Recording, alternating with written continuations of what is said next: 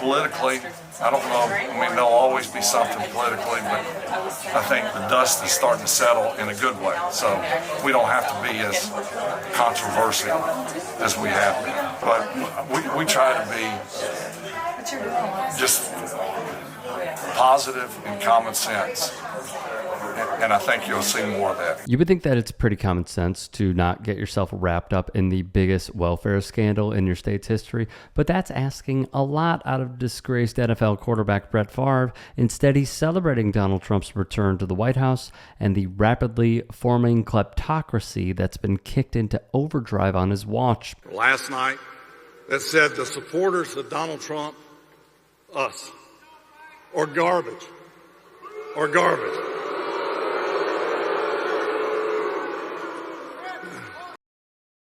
I can assure you, we're not garbage. How dare he say that? We'll let you make up your own mind because you should know where we stand already. It shows that Brett Favre asked the head of a nonprofit handling welfare funds, quote, if you were to pay me, is there any way that the media could find out where it came from and how much? Help recruit a player for his college alma mater, the University of Southern Mississippi, in 2019. The funding in question from a grant program intended for low-income families.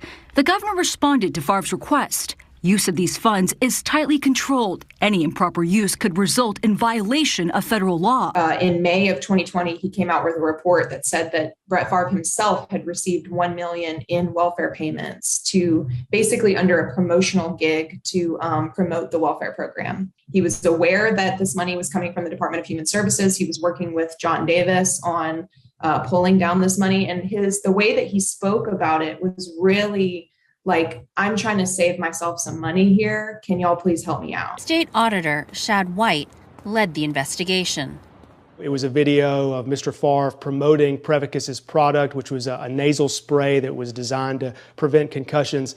And my first question was, what does this have to do with welfare money? And the investigator's answer was exactly, what does it have to do with welfare money? Hey guys, quick break in the action. I have a new show coming out called The Rick Strom Show. It is going to be awesome. I'm interviewing musicians, athletes, producers, writers, journalists, authors, sports doctors. Go check it out at youtube.com/@TheRickStrom Also be sure to throw me a follow on Instagram, Threads, Blue Sky. It can all be found in the description box below. Thank you. I wanted to at least collect the facts. Former U.S. Attorney Brad Pygott was hired by the state to find the money. How is Brett Favre getting money that's supposed to get kids out of poverty? It's a mystery to us. Here we had tens of millions of dollars sent by the country to do the thing that we need done the most, and it was squandered.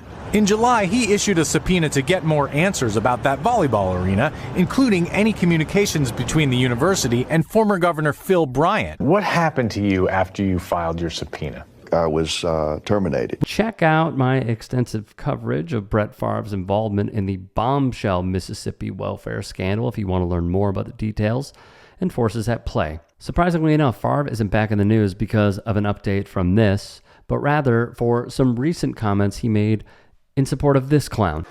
She doesn't have the intellect, the stamina, or that special quality that real leaders, people like Brett Favre have. They don't have it. They don't have